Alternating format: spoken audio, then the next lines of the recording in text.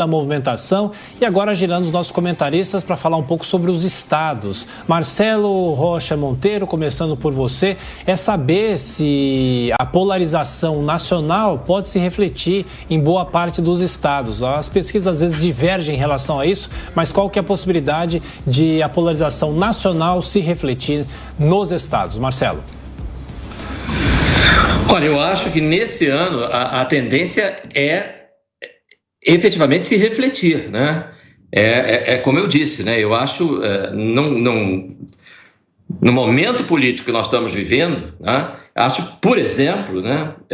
Impossível que um eleitor do Freixo, né? No Rio de Janeiro, para governador do estado, vote simultaneamente no Bolsonaro para presidente da República, né? Acho praticamente impossível que um eleitor do Tarcísio em São Paulo vote no Lula para presidente da República, né? E acho então que isso vai se refletir também na eleição para Senado, né? Uma eleição majoritária, né? Quais são as chances de alguém no Rio Grande do Sul votar no atual vice-presidente da República para senador, né? No Mourão, e votar no Lula para presidente? Então eu acho que há um reflexo em outros anos, né, em outras eleições, em que não havia essa diferença tão grande entre os dois candidatos que estão à frente aí, da preferência popular, de acordo com as pesquisas, até seria possível imaginar que você tivesse eleitores de um candidato a governador que poderiam votar tanto num quanto no outro candidato a presidente da República. Hoje, eu acho que se isso acontecer, vai ser a exceção da exceção, né? A regra é que haja uma coerência, né? Por isso eu digo, por exemplo, que a situação do Haddad em São Paulo é bastante difícil, né? Em termos de segundo turno, porque os outros dois candidatos somados, né, são candidatos nos quais dificilmente alguém que seja eleitor do Lula votaria, né? Eles têm mais votos do que o Haddad, né? O Rodrigo e o Tarcísio, né? Então, acho que essa questão nacional vai orientar de forma bastante decisiva a questão local. Aqui no Rio de Janeiro, isso é muito nítido, né? Tanto na eleição para governador quanto na eleição para senador. A eleição para senador no Rio tem uma complexidade, que é a questão do Daniel Silveira, né? Não sei se a gente fala disso agora ou mais tarde, mas eu acho que há um reflexo, sim, da questão nacional, da questão local. Cristina, presidente, governadores e deputados ficam no poder por 4 anos, senador por 8. É justo? Qual a avaliação? Por enquanto é o que diz a nossa legislação eleitoral, né? Tem muito questionamento acerca disso, tem questionamento acerca da representatividade dos estados, né? Estados pouco populosos têm um poder, em tese, para escolher senador muito maior do que estados muito populosos como São Paulo, já que para o Senado todos os estados têm a mesma quantidade de representantes. Então tem muita coisa para ser questionada aí. Infelizmente, até hoje, não houve uma reforma política decente para diminuir as desigualdades nesse sentido, né? Falam tanto em desigualdade, mas justamente esses que pregam a favor de uma igualdade em vários aspectos estão pouco se importando com o fato de um eleitor de São Paulo valer o mesmo, de um eleitor de Roraima, por exemplo, valer o mesmo que 30 e poucos eleitores de São Paulo. É injusto o nosso sistema eleitoral. Agora, eu queria falar só um pouquinho em relação à polarização, que eu concordo com a análise do Marcelo, só lembrar que isso vai se refletir também na escolha para senadores. E alguns estados, como é o caso aqui do meu, Paraná, os eleitores estão numa encruzilhada mesmo, porque a gente tem candidatos como Álvaro Dias, que já foi governador, já foi senador várias vezes, tentando a reeleição.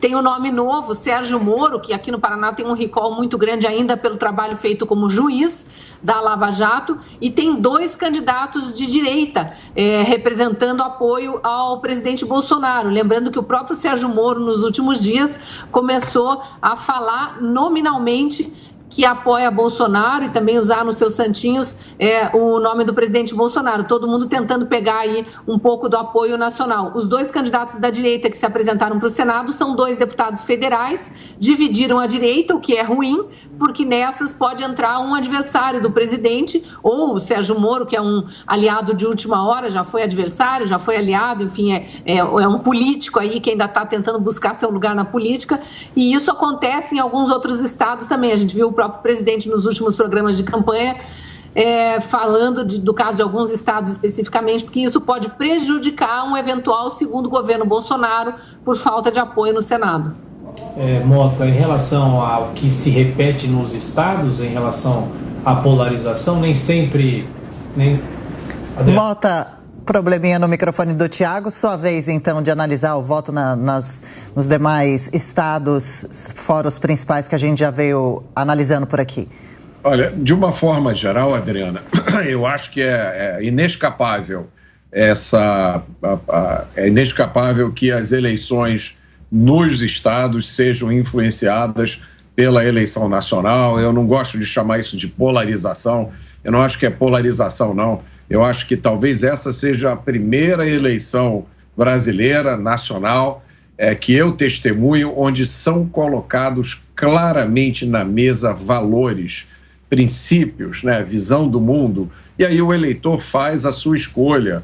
O eleitor escolhe se ele realmente prefere liberdade, se ele prefere ter o direito de fazer as suas próprias escolhas, ou se ele quer ser tutelado, se ele quer um Estado que é a babá dele, que diz o que ele pode, o que ele não pode fazer toda hora. E para a gente ver como isso tem a ver com as eleições nos estados, vamos lembrar do caso do Rio Grande do Sul, onde Eduardo Leite concorre à reeleição para governador. Eduardo Leite desceu a esse ponto. Ele disse aos gaúchos o que os gaúchos poderiam comprar no supermercado. Então, olha, feijão está permitido, pasta de dente eu não permito. Você quiser comprar pão, eu deixo, mas eu não deixo você comprar shampoo, por exemplo, porque eu, imperador do Rio Grande do Sul, que sou ungido, decidi que essas coisas não são essenciais. É inevitável que a disputa nos estados seja influenciada por isso. Outro caso exemplar que o Marcelo levantou é aqui no Rio de Janeiro. A gente tem na frente, uma vantagem muito grande, o atual governador Cláudio Castro, e em segundo lugar, um candidato, Marcelo Freixo, que fez a sua carreira defendendo pautas como liberação das drogas, benefícios para criminosos e atacando a polícia. Há pouco mais de um ano, eu fiz uma previsão que está num tweet meu. Eu disse o seguinte: quando se aproximar a eleição, o candidato Freixo vai rejeitar as drogas, ele vai à missa e ele vai usar a farda da PM. Ora, eu só errei em uma. Ele ainda não usou a farda da PM, mas ele já disse que mudou de ideia em relação às drogas e já foi fotografado orando em uma igreja. Eu acho muito difícil esse tipo de narrativa colar. Pela minha análise, é só a minha opinião, os principais colégios eleitorais, né, Rio de Janeiro, Minas e São Paulo, nesses estados, as eleições serão vencidas por candidatos alinhados ou apoiadores do presidente Jair Bolsonaro.